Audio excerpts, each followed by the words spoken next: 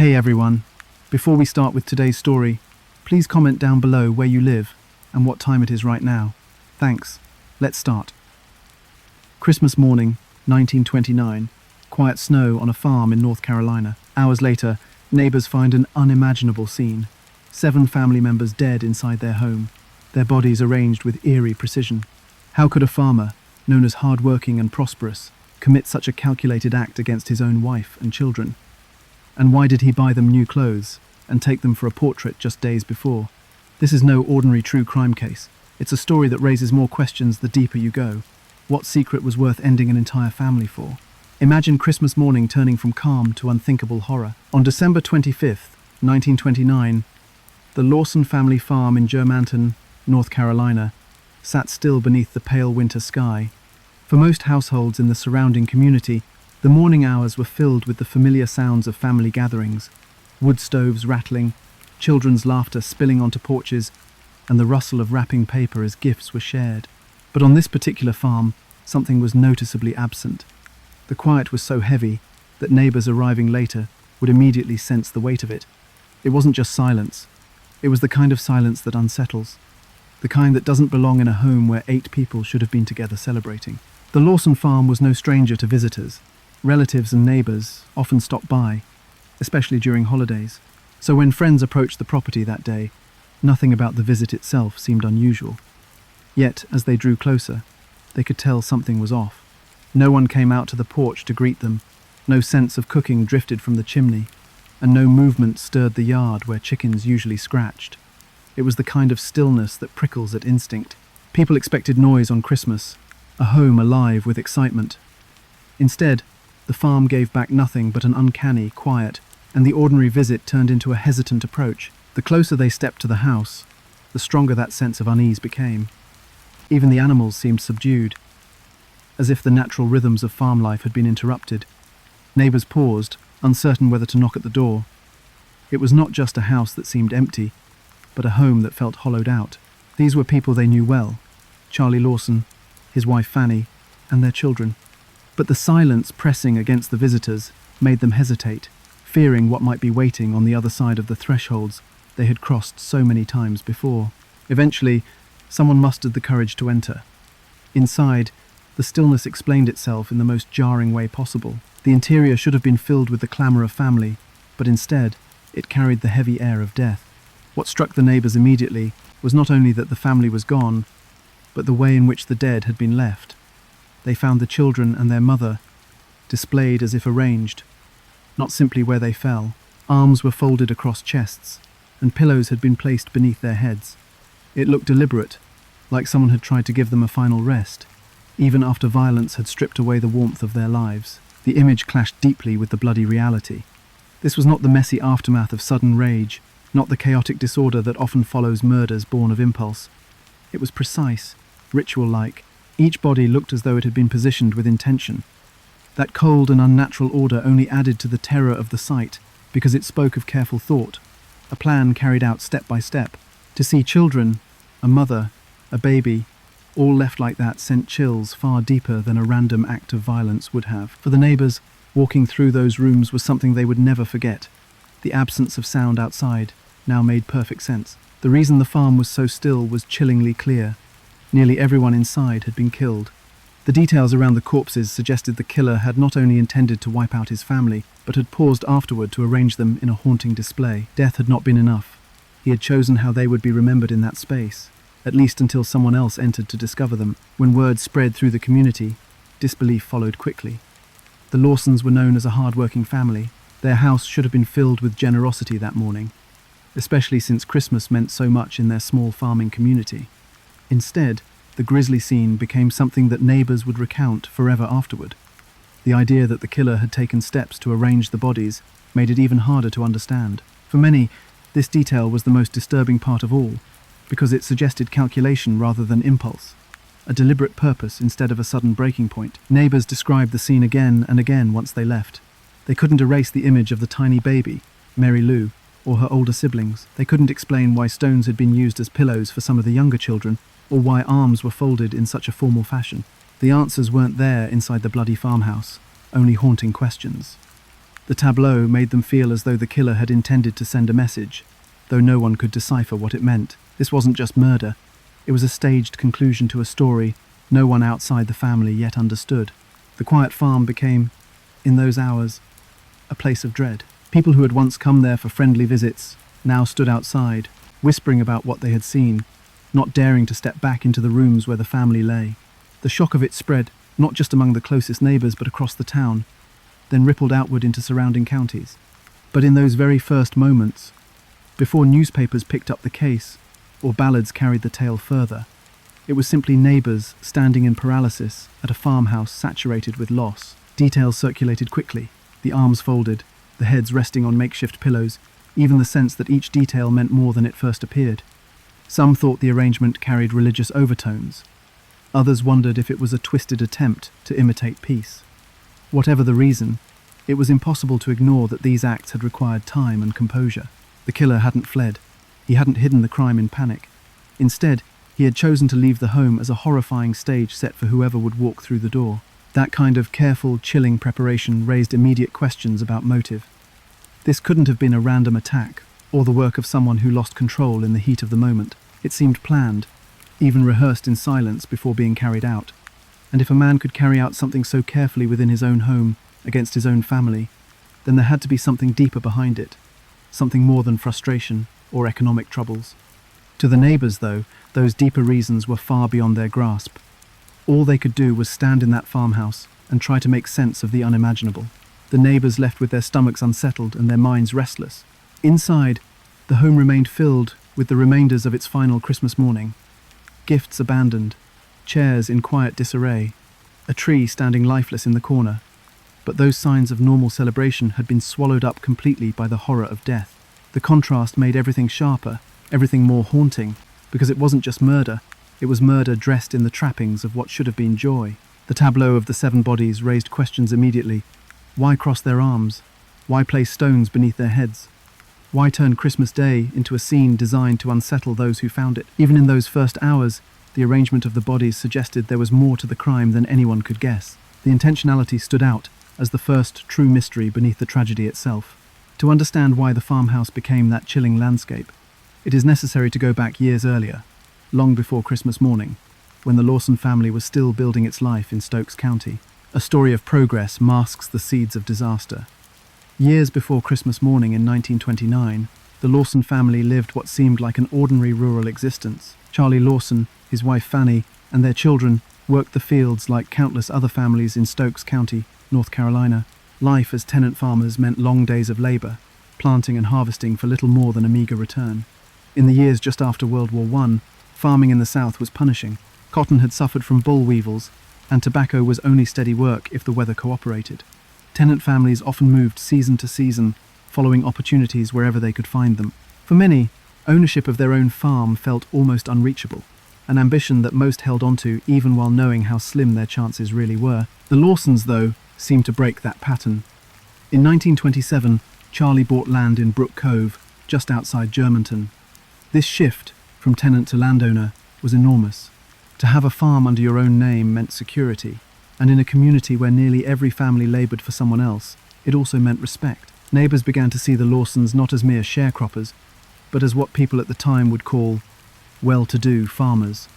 The family was not wealthy by any measure, but owning land placed them a step above most, enough to be noticed by others in the area. On the surface, Charlie had achieved what so many around him wanted. He provided for a wife and 7 children, with the farm sustaining their daily lives. He was regarded as hard-working, the kind of farmer who made the most of any situation. For the family, this stage offered stability that the children had not always known in earlier years of tenancy. They now stayed in one place, settled in a home that belonged to them, and became part of a community where everyone recognized their growing success. At the same time, farming itself was never easy, and the late 1920s were a difficult span for small landowners. Economic pressures were already building, with crop prices fluctuating and whispers of larger troubles ahead. North Carolina farmers often relied on tobacco for income, though the labor that went into it was extensive and exhausting. Even landowners carried debts, especially after purchasing property. Charlie may have been regarded as fortunate, but that fortune came with heavy day-to-day burdens. Farming families shouldered constant risk, always one bad harvest away from losing what they had gained. To neighbours, though, the Lawsons were a symbol of steady progress. They worked together on the farm, and Charlie's ownership suggested that years of tenant farming had finally turned into something long-lasting. In small rural communities, social structures were tied to land, and having your own gave weight to your place among others. Reputation mattered, and the Lawsons were seen as respectable. They were not considered wealthy, but wealth was not the point. The achievement was stability. And for a man raising a large family, stability was everything. Yet this surface success sat alongside strains that few outsiders would have understood.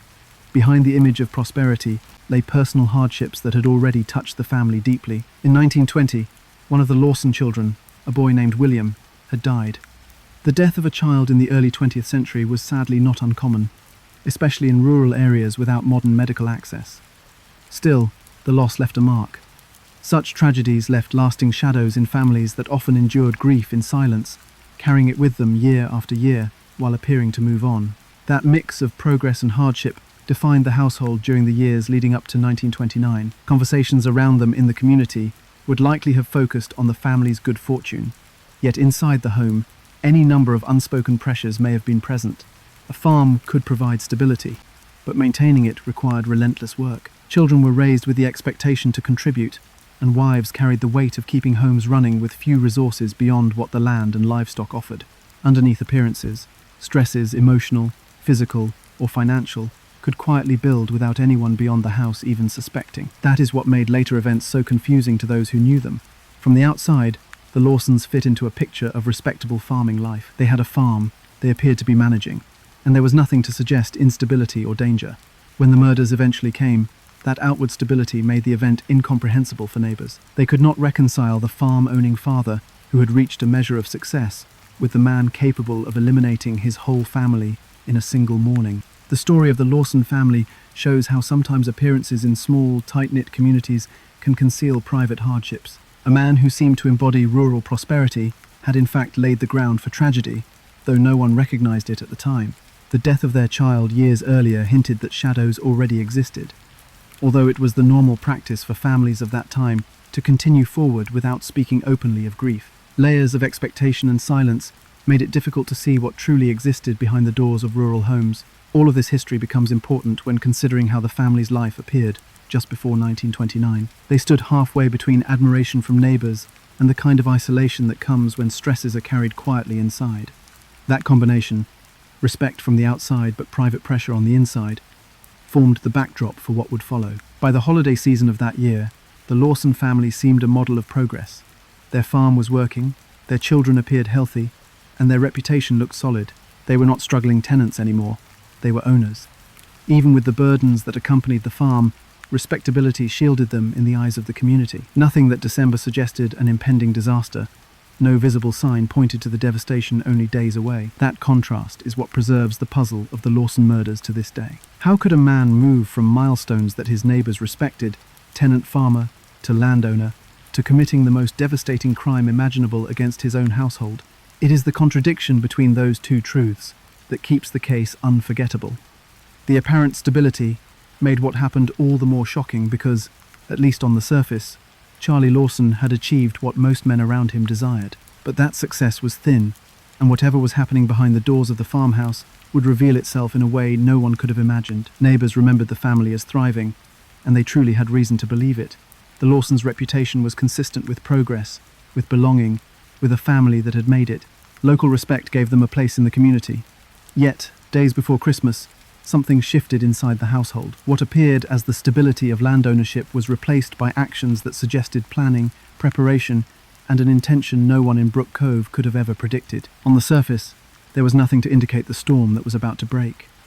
The illusion of normalcy held until only days before Christmas, when Charlie's decisions began to suggest otherwise. Why would a struggling farm family splurge on expensive clothes and a studio portrait? That question has haunted the Lawson murders from the very beginning. In the days before Christmas of 1929, Charlie Lawson, a man who had built a small farm through years of back-breaking labour, did something almost no one in his position would have considered.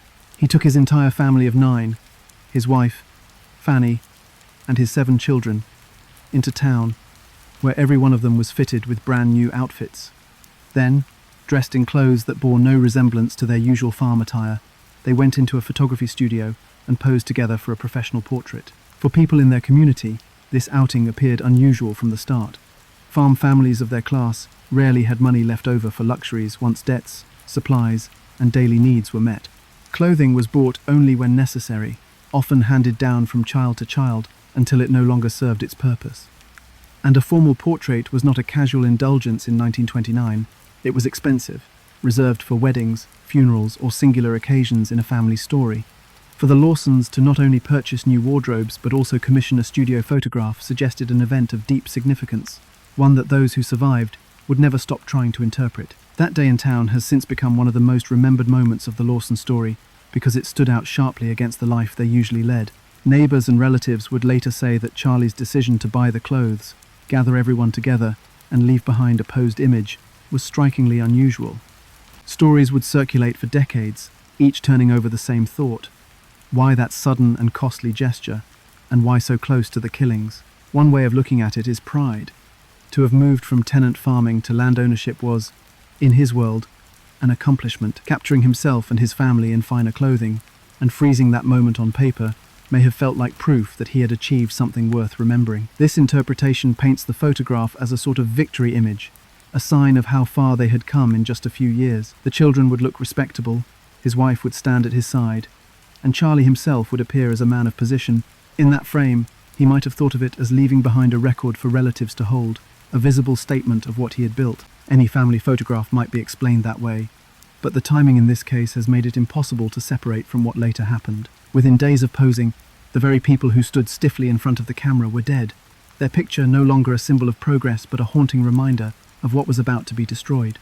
The luxury of new clothes makes the picture even more unsettling, because they were worn only once, preserved permanently in black and white, and never again pulled from closets or drawers. For many studying the case afterward, the connection is too close to ignore. If Charlie Lawson had already decided to kill his family, then that photograph becomes something far darker. It could be seen as an intentional farewell, an image he wanted made while everyone was still alive, a picture that would outlast them.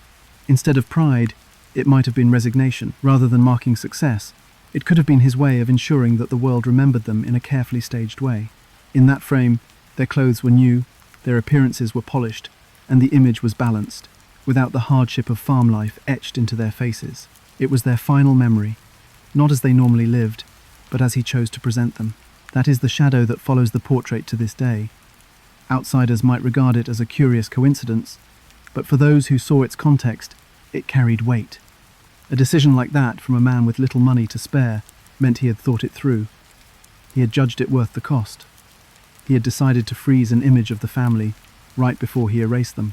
Photographs were permanent in a way life was not, and if he knew that permanence was about to matter, then premeditation becomes harder to dismiss. In remembering the case, people often return to that single photograph because it is the only surviving likeness of the entire family together.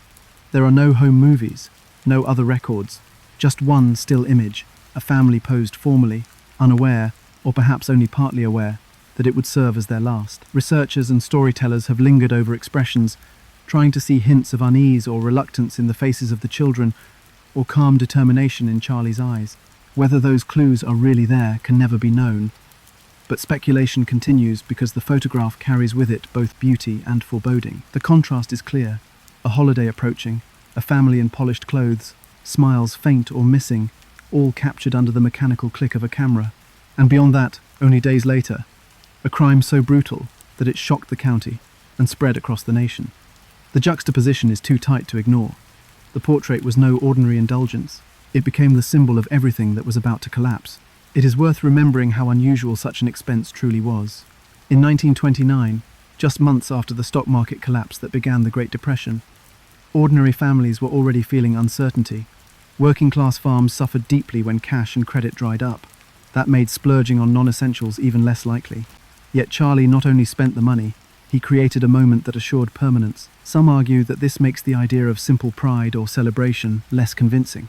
Spending in that way while practical concerns loomed only makes sense if he gave the money no future value, if he no longer cared about tomorrow, for himself or for anyone else.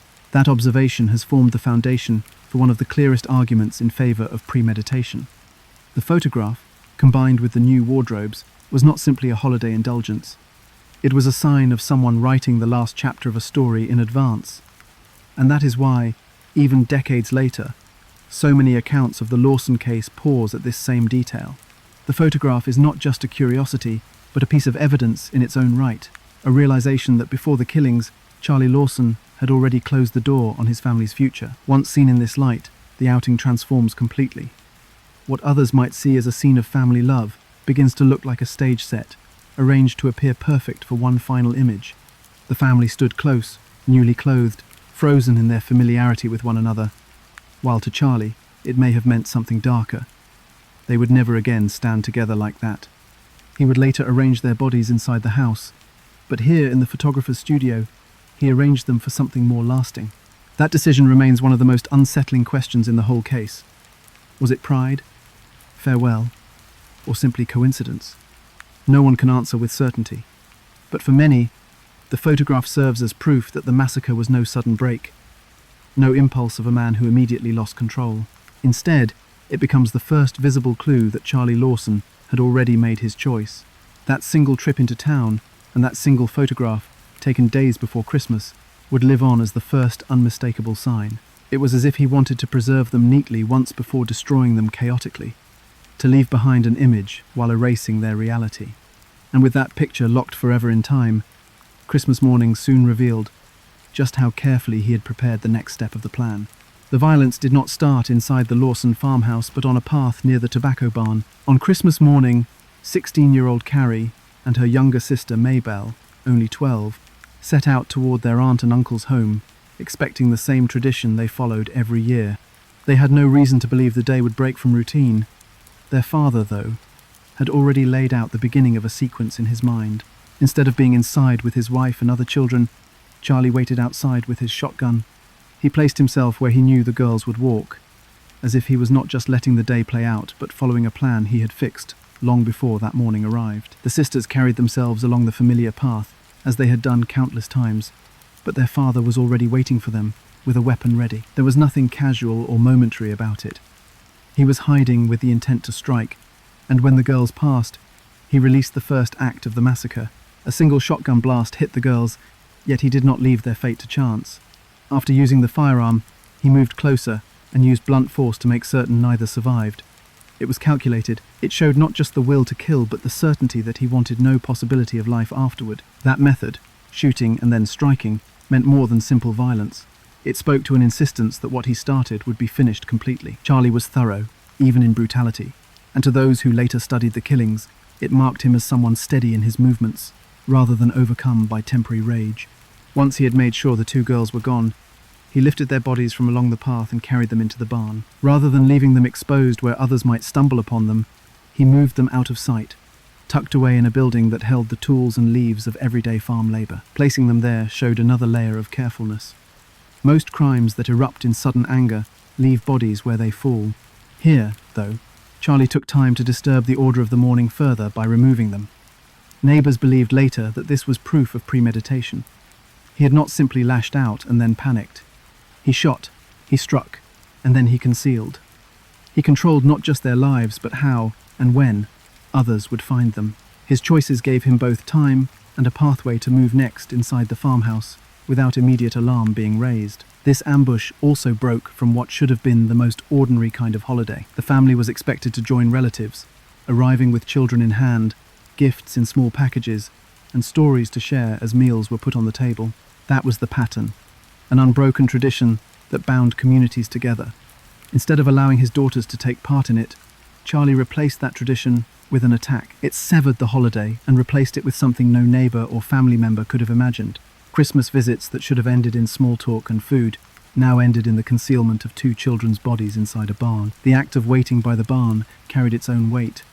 To position himself beforehand meant he had planned the attack in advance, and by choosing his daughters, he did not begin with himself, nor even with his wife, but rather with the children least able to resist or defend themselves. It was not an explosive decision made within seconds. It was a quiet wait for the moment they would walk into the range of his weapon. This shows a disturbing awareness.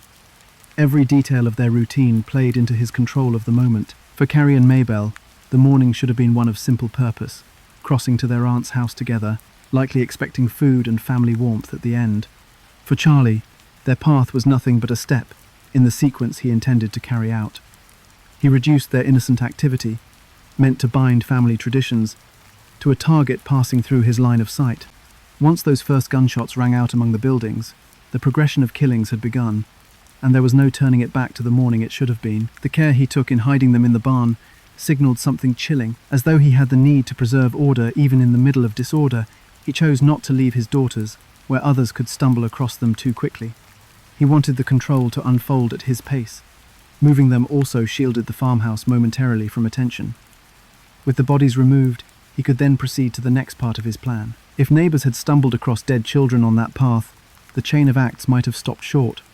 By dragging them into the barn, he made sure no one else knew yet. There was a disturbing symmetry in this act.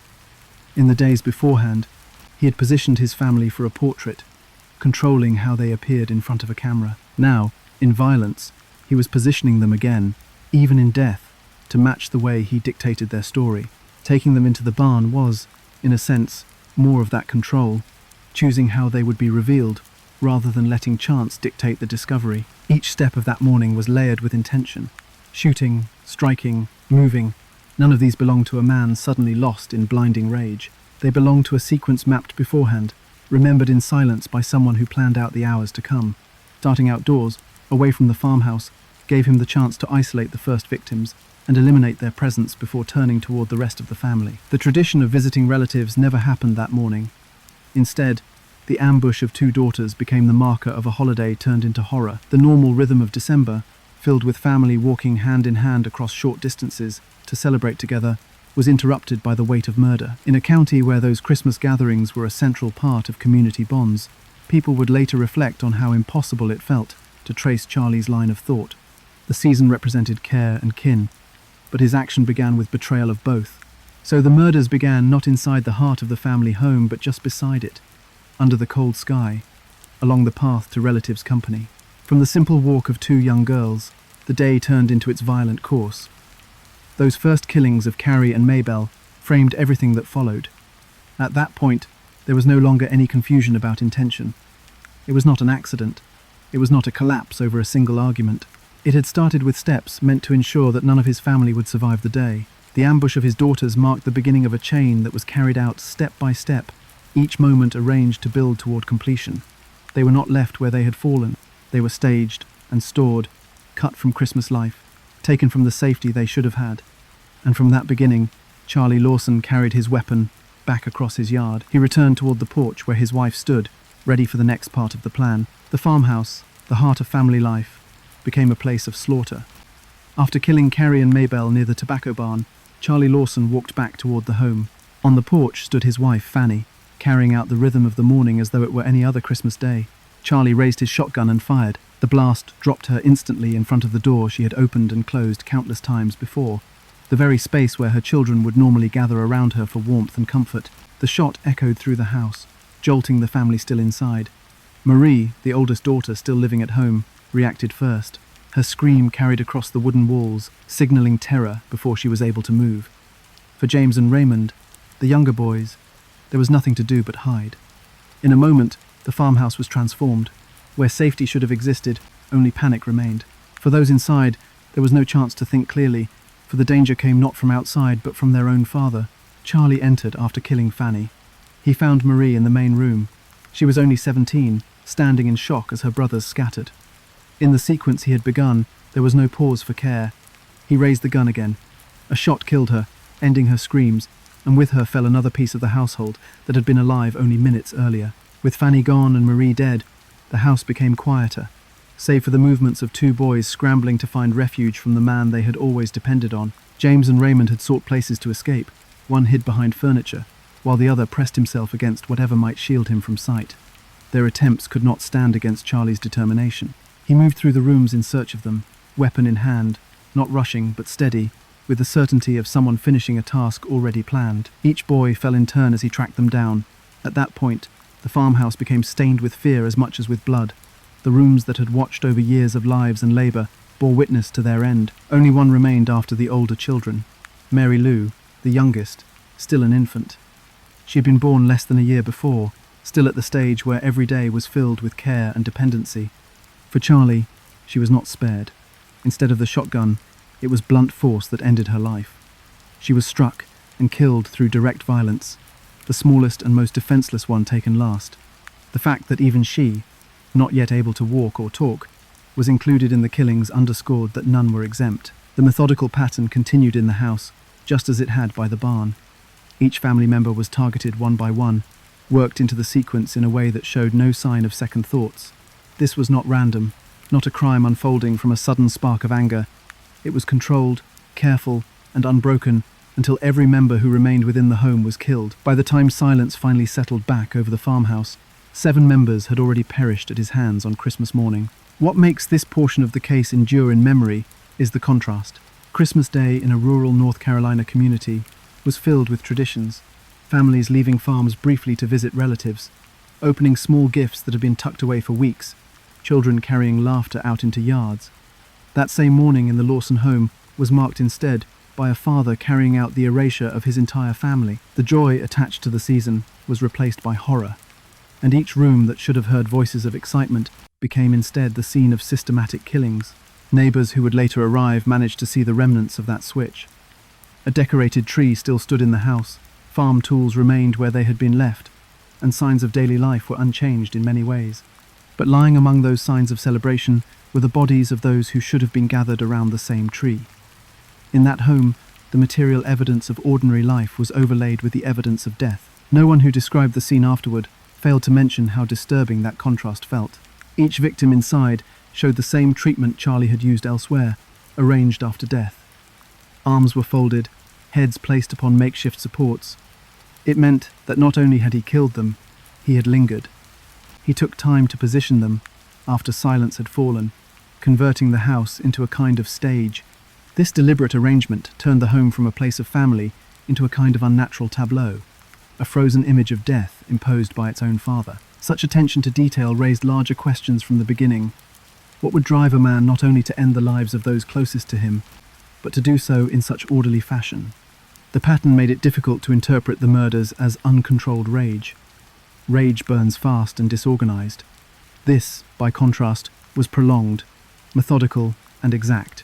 Every person who should have been his responsibility was eliminated, with no signs of hesitation other than the time he took to move between victims. This level of control left townspeople unnerved.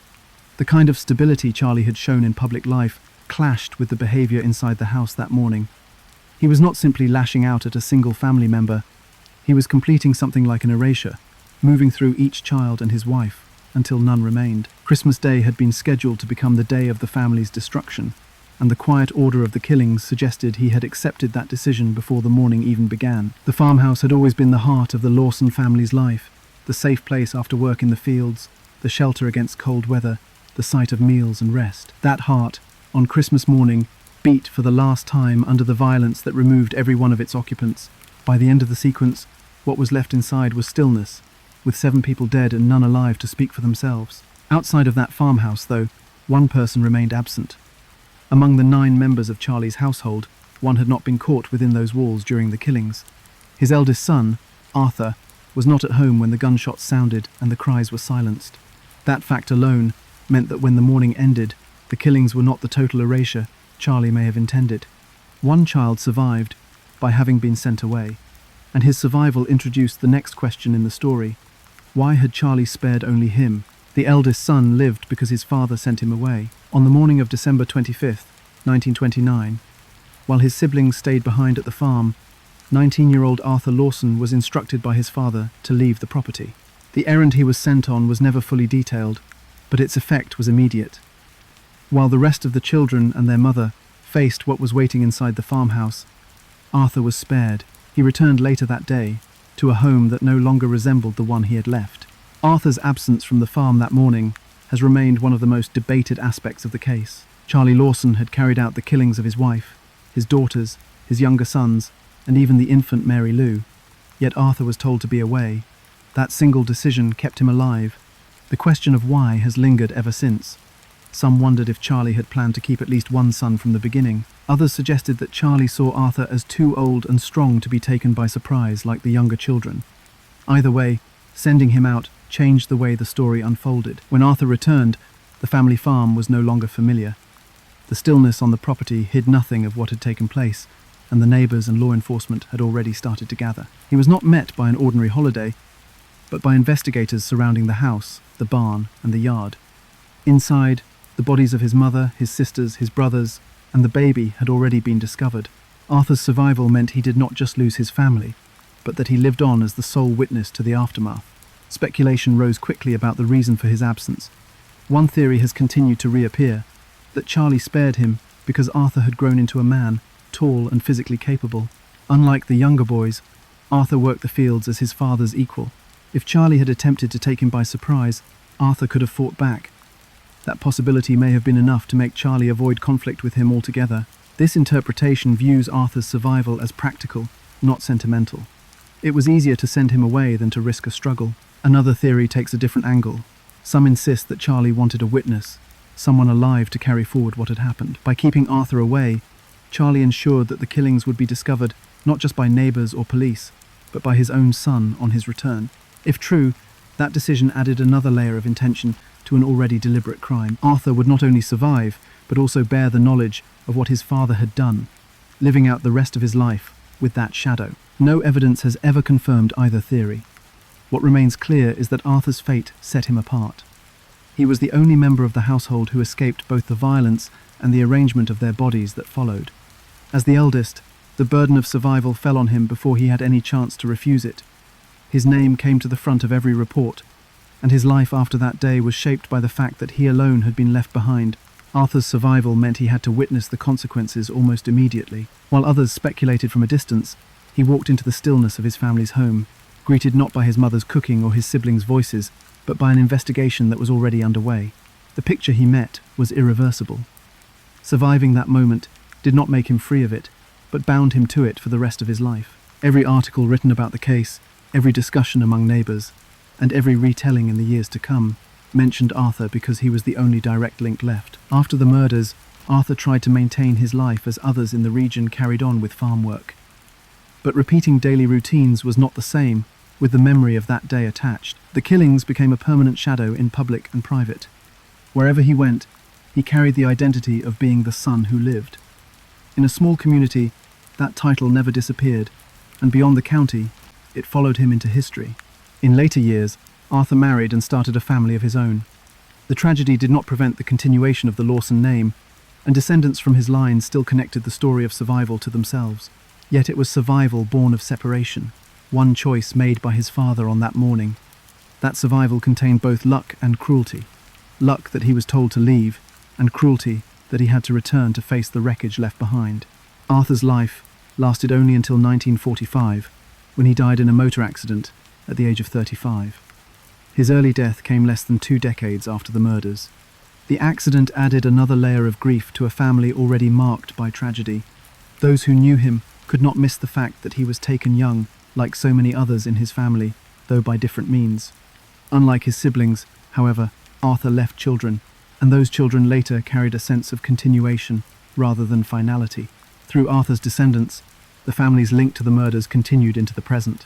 Every new generation connected back to him, the one Lawson who had not been at the house when the massacre took place. For his children and grandchildren, survival was based on that single errand and that single absence on Christmas morning. Family stories could not avoid the subject because Arthur's life and death were already tied to it by history. The fact that he lived has given the case one of its most enduring mysteries. It is not simply that one son survived, but that he survived by design. Charlie Lawson told him to leave. That instruction cannot be erased from the story, and it leaves space for both chance and intention. If Charlie feared him, then Arthur lived because of strength. If Charlie wanted a witness, then Arthur lived because of weakness. Either way, Arthur became central in ways he never asked to be. His name appears again and again because it represents what was lost and what remained. While the others passed into memory as victims, he endured in the living record of the case. The suspicion around his survival has not faded. It follows behind every discussion of motive, every theory raised about why the killings took place, and every attempt to explain what kind of man Charlie Lawson truly was. Arthur Lawson's survival cannot be reduced to clear reasons. It was both chance and mystery, an outcome shaped by one command on Christmas morning: that altered his entire course of life. More than 90 years later, that decision still stands as one of the most challenging puzzles in the story. He lived while others did not, and the shadow of that fact set him apart in a way that no one else could share. As the hours passed that day, and neighbors examined the farmhouse, Charlie Lawson walked away into the nearby woods. The killings had ended, and one more loud report of a shotgun was soon to be heard through the quiet trees. Hours after the killings, a single gunshot echoed through the trees. The sound carried across the Lawson farm and was heard by neighbors and searchers who had gathered around the property. They knew instantly what it meant. By then, the community was reeling from the discovery of 7 dead family members inside the farmhouse. The blast from the woods marked the final act. Charles Lawson had walked away from the home he had destroyed, carrying his weapon, and ended his life among the trees. Charlie's path into the woods was not random. He left behind a scene that would remain one of the most shocking in North Carolina's memory, and retreated inward, away from the noise of neighbors and law enforcement gathering near the farmhouse. While the bodies of his wife and children lay inside, he took deliberate steps into the woods that bordered his land. Those footsteps carried him to a single tree, where evidence would later show he stopped, turned, and walked again and again around the same spot, before finally using his shotgun on himself. When people rushed toward the direction of the gunshot, they found him lying near that tree. The footprints told part of the story. They were not in straight lines leading up to the body. They circled again and again, pressing the soft ground into a clear pattern that showed hesitation. Charlie had not fired on himself as soon as he entered the woods. He had paced. He had walked in circles, as though wrestling with the decision, building the courage, or struggling against the urge to turn back. His killer's composure inside the home was followed by uncertainty as he faced his own ending. Close to where he fell, searchers discovered another unsettling detail. Alongside his body sat notes addressed to his parents. The existence of these notes signaled that his actions were not only physical, but also carried the weight of intention to communicate with his family beyond death. While the words themselves are not preserved in public record, their presence pointed toward an attempt to leave explanation, or apology, or perhaps confession. The unanswered contents of those notes became part of the mystery, leaving people to wonder what truth they might have revealed about motive. The image painted by the footprints and the notes is striking. Inside the farmhouse, his decisions had been carried out in a steady line of violence, each step without pause. Outside, when the time came to face himself, indecision appeared. He delayed. He walked around the tree several times. Then, finally, the gunshot cut the tension, ending the story of the man who had ended his family. In that final moment, silence returned to the woods. For the neighbors waiting near the farm, silence had already been tied to horror, and now it carried another weight. It confirmed that the man responsible was gone. The community's reaction to his death was complicated. Relief was one response. With Charlie Lawson's suicide, there was no longer any possibility of him continuing to harm others, no need for a manhunt, no chance of him walking freely after what he had done. At the same time, many felt immediate frustration. Suicide removed the chance for questioning. No courtroom would ever hear him speak his reasons. No investigators would ever obtain his testimony. With Charlie's death, answers disappeared at the very moment questions were multiplying. For Arthur, returning to the farm and seeing his father's body brought another level of weight. While others tried to comprehend from a distance, Arthur was thrust into the center of every development that day. He had discovered the bloody aftermath at the farmhouse, and only hours later, he stood among neighbors and police, looking at his father's lifeless body in the woods. His survival had already been set apart, and now he also carried the image of his father's self-inflicted death. The errand that sent him away earlier that morning had spared him, only to return him to brutal scenes no son should ever endure. Neighbors, officials, and reporters, arriving soon after, noted every detail available. They described the footprints as evidence of hesitation. They pointed out the notes, lingering on what they might mean. People sensed that those small pieces of evidence offered clues that could have helped explain why the killings had happened at all. But with no words beyond the fact that the letters existed, speculation became the only tool. Rumors took hold. Communities filled in the absence of explanation with guesses, theories, and stories that grew over time. The suicide in the woods closed the physical acts of the massacre, but it did not close the case. In fact, it only launched more questions. The pacing around the tree left the impression that Charlie had struggled for minutes, perhaps longer, with the final shot. Did that mean he regretted his actions? Did it mean he tried to delay his own death in hopes of reconsidering? Or was he waiting for the moment to feel right to him? These questions stuck because they were unanswerable. connected to a final moment, lived only by Charlie himself. By late afternoon that Christmas day, both the farmhouse and the wooded patch had become sites of tragedy. On one side stood the arranged bodies of his wife and children, frozen in their unnatural rest. On the other lay the body of the man responsible, surrounded by the marks of his pacing. The contrast was clear. The family he destroyed had been arranged in death by his control, but his own final act carried the appearance of hesitation and uncertainty. He had lingered and circled before ending himself. The effect on the wider community spread immediately. Word of the massacre had already begun to travel fast, but with Charlie's suicide, the story now had both beginning and end within one day. Relief that the killer was gone, combined with bewilderment that no trial, no admission, and no reasoning would ever come.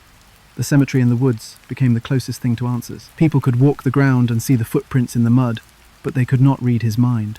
The unanswered purpose remained locked in silence. The conclusion of Charlie Lawson's life inside the woods seemed to finish the event to some, a final gunshot, sealing the day.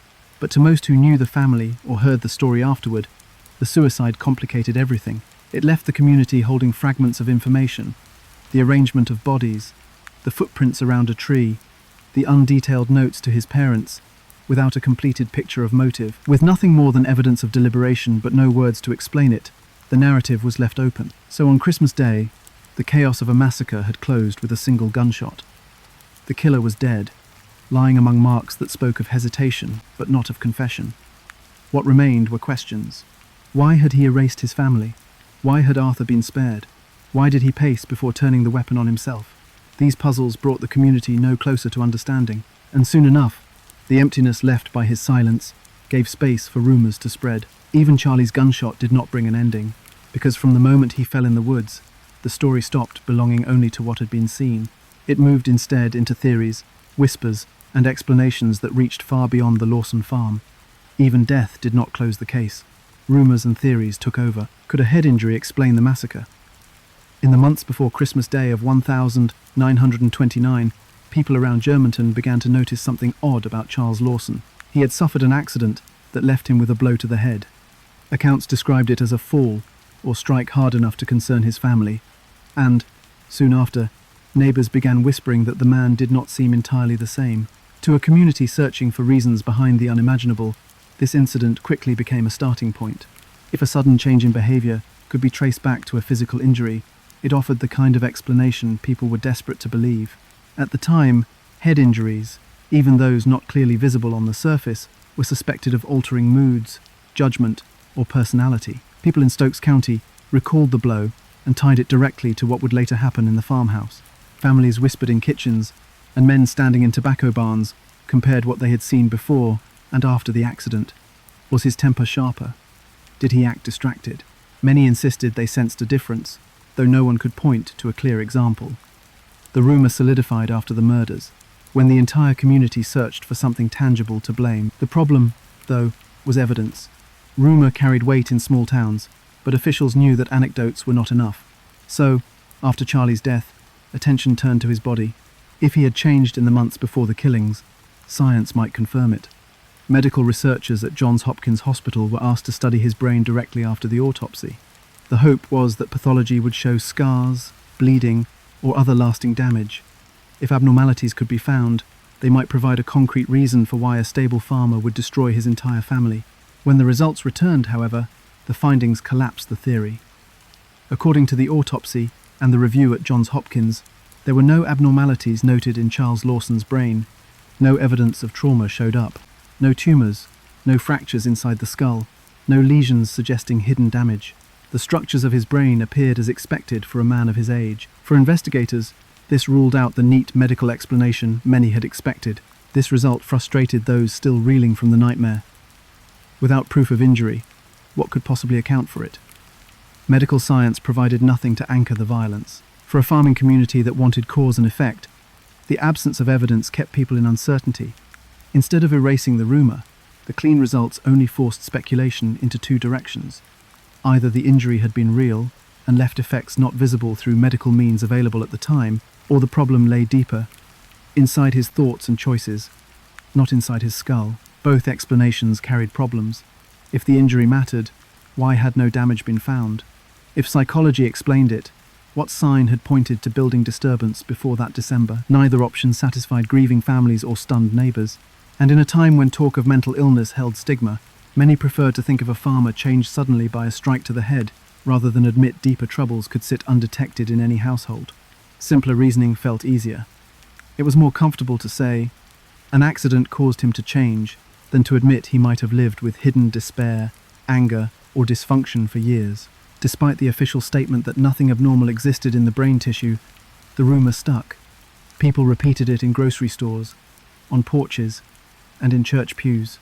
The blow to the head gave them something graspable, a single moment where fate turned. For them, science might say the accident led nowhere, but faith in storylines where one event explains tragedy was stronger. People want single causes to help them carry on. So in the years after 1929, talk of a head injury continued to be passed down, even when it did not stand on confirmed evidence. Medical science at the time had its own limits, which encouraged the persistence of rumour. The ability to study microscopic changes inside the brain was not as advanced as modern methods. So skeptics argued that something subtle might have been missed. Even if doctors declared the brain normal, the idea that unseen changes occurred let the community retain belief in the head injury explanation. It kept space open for doubt, and in that space, rumour thrived. As investigators and later researchers tried to understand Charlie Lawson, this failure of science to align with local stories became one of the sticking points. The autopsy provided a blank conclusion, while neighbours preferred a narrative with cause. This split mirrored a larger puzzle about the massacre. The brutality demanded a reason, but nothing in available science or psychology gave a full answer. People revolved around possible explanations, trying to ease the weight of living alongside such an incomprehensible act. In conversations years later, oral histories preserved how the injury theory stayed alive. Older residents recalled that he had taken a knock on the head and became different. Even when they admitted doctors had called his brain normal, they returned to their own testimonies. They remembered him distracted, moody, or withdrawn in ways they thought linked back directly to the accident. In their minds, it was impossible that the man they once saw smiling in church pews had simply turned violent, without outside cause. So the legend of the head injury endured in parallel with the scientific record. Comparisons circulated too. Some pointed to war veterans who returned with head wounds and were not the same men afterward. Others mentioned neighbours who had suffered concussions and shown changes. These parallels allowed the rumour to continue, giving people relatable examples even if none were medically tied to Charlie. The narrative matched common experiences, which allowed it to spread far easier than the official autopsy. But by the time scholars and writers revisited the case decades later, the limits of this explanation became more clear. The brain report stood, unchanged. The community's reliance on rumour versus scientific evidence highlighted how desperate people were for reasons. In the end, the head injury did not carry sufficient proof, and researchers turned towards psychological and social aspects of his life for answers. Scrutiny shifted away from blows to the skull and toward personal dynamics inside the farmhouse, where stresses and secrets may have built unnoticed. Yet even as other theories emerged, the story of the head injury never fully disappeared. It faded from serious analysis, but as local lore, it remained. When neighbours and later generations explained the massacre, they still sometimes pointed to the accident. It changed him, they would say, repeating what their parents or grandparents had once concluded. Science removed the explanation, but rumour preserved it. This shows how enduring need for cause outweighs uncomfortable admissions of mystery. The Lawson murders could not simply be filed away as random. Communities need causes, even imperfect ones, to close stories. The head injury gave them such a cause, even while being contradicted. It faded from investigations but never left memory. Still, with no physical evidence supporting the claim and no clarity in his autopsy, the accident could never stand alone as the final answer. In time, another story grew stronger than the head injury theory. This was a tale not about an outside accident, but about hidden complications within the family itself. Another, darker rumour soon overshadowed the injury explanation. The most controversial theory involves incest and pregnancy. More than 60 years after the murders, the story took on another layer when it was written about in a 1990 book called White Christmas, Bloody Christmas. The account claimed that 17-year-old Marie Lawson had become pregnant by her father, Charlie. If true, this would not only reshape the understanding of the murders, but also explain a potential motive that had gone unspoken for decades. The idea struck readers and the community with force because it was a secret darker than anyone had imagined. The book's detail did not stand alone. According to the account, The claim did not simply arise from an outsider's opinion. Family gossip, overheard conversations, and private words passed between friends began to surface.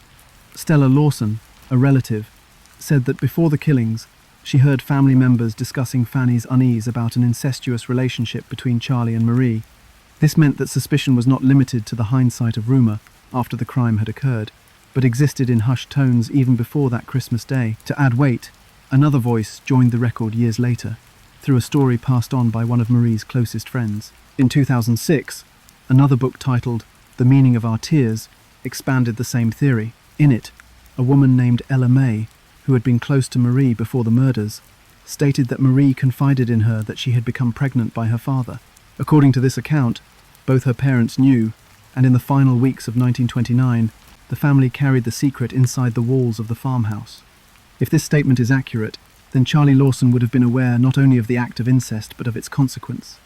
And so, when Christmas arrived, he carried more than the role of farmer and father. He carried the possibility of exposure, disgrace, and consequences no community at the time would have overlooked. What makes this theory hold power is not only the content, but the timing.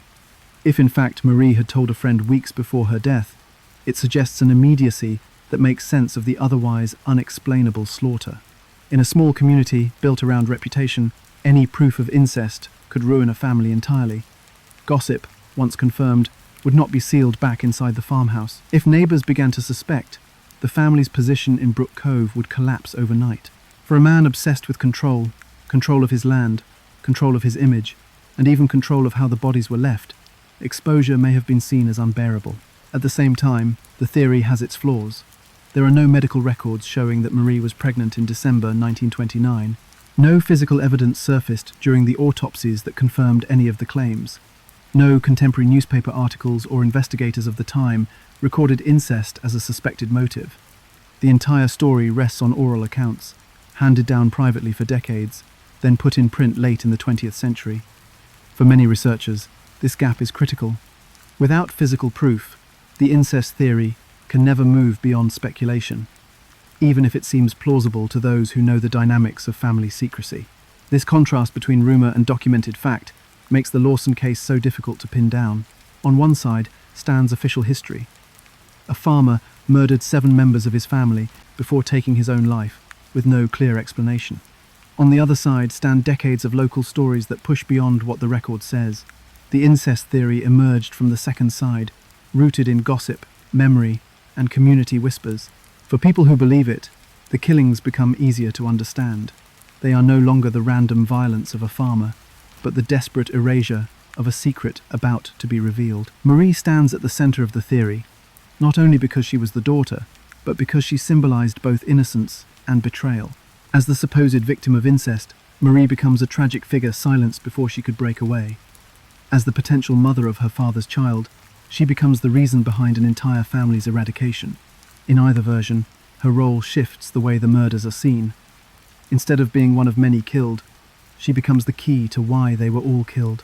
For members of the community in later years, this theory also worked as a way of explaining the magnitude of the event. Without it, the killings seemed unconnected to motive. With the incest story, the tragedy gained a cause as shocking as the act itself. A father desperate to keep his crime hidden killed not only the daughter who might reveal him, but the entire family that stood around her. By arranging their bodies so carefully, he could have been staging order where in truth there had been dysfunction. Still, skepticism remains strong among historians and local researchers. They point out that the theory emerged far too late to be tested. The only direct claims arrived in the 1990s and 2006, long after every witness and investigator of the original period had passed away. That distance in time leaves the claims vulnerable to memory's weaknesses, to exaggeration, and to the blending of rumor into accepted truth. Without hard evidence, the incest theory will always be shadowed by uncertainty. And yet, regardless of whether it is true or not, the theory has become permanently attached to the Lawson case. Any modern retelling includes it. People revisit the same words: overheard conversation, confided secret pregnancy. The book titles themselves ensured the idea spread widely, far beyond Germantown and Stokes County. Music, articles, and podcasts picked it up as the most haunting layer of the tragedy. For many outside researchers, it gave the story longevity precisely because it pointed to dark secrets hidden within family life, secrets that proved as powerful as crime itself. Consider the pattern. Charlie gave his family new clothes, took them to sit for a portrait, and then, days later, destroyed them.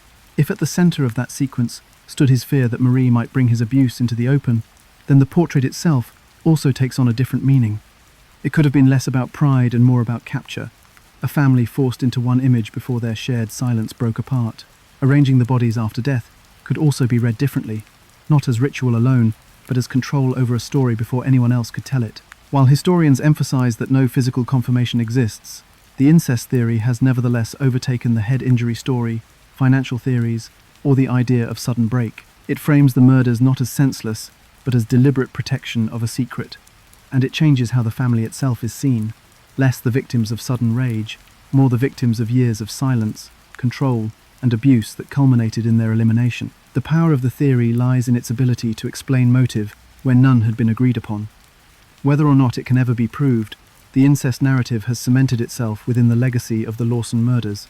What might have remained a story of brutality became a story of hidden family secrets.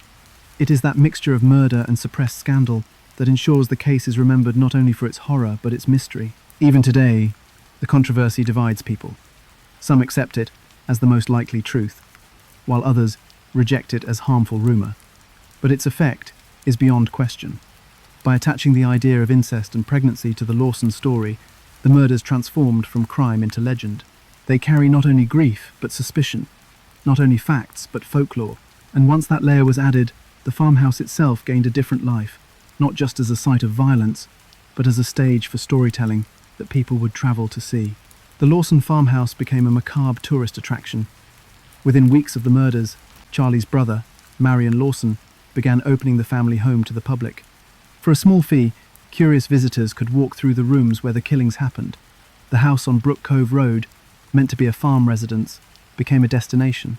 Instead of being remembered only as the site of one family's Christmas holiday, it turned into a space people paid to enter, where grief turned into something to be examined. Marion's choice reflected what often happens after highly publicized crimes. Communities and travelers wanted to see with their own eyes the space that newspapers had described in such detail. It was not enough to imagine.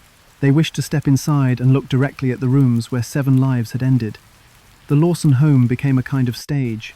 Chairs, tables, and decoration were no longer family property, but objects of morbid interest. Every piece connected to the Lawsons became part of the attraction. Among the most striking details preserved inside was Marie Lawson's unfinished Christmas cake.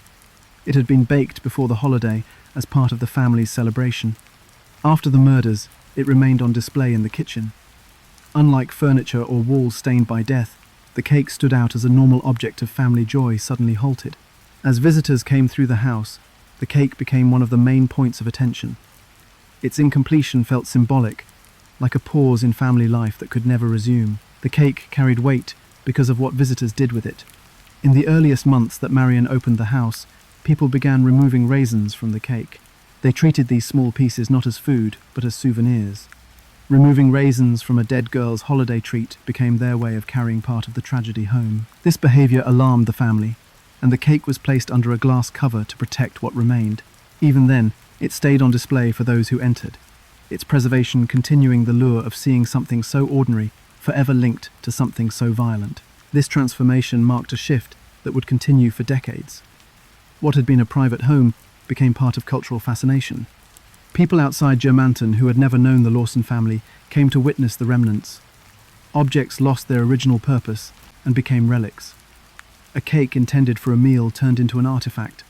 The attraction drew lines between private tragedy and public spectacle that blurred until the house itself seemed no longer to belong to the name Lawson, but to the larger collective of visitors who passed through. It was not only the house and its objects that expanded the reach of the case. In 1930, only a year after the massacre, the story was put into song. A group called the Carolina Buddies recorded a ballad titled "The Murder of the Lawson Family" for Columbia Records.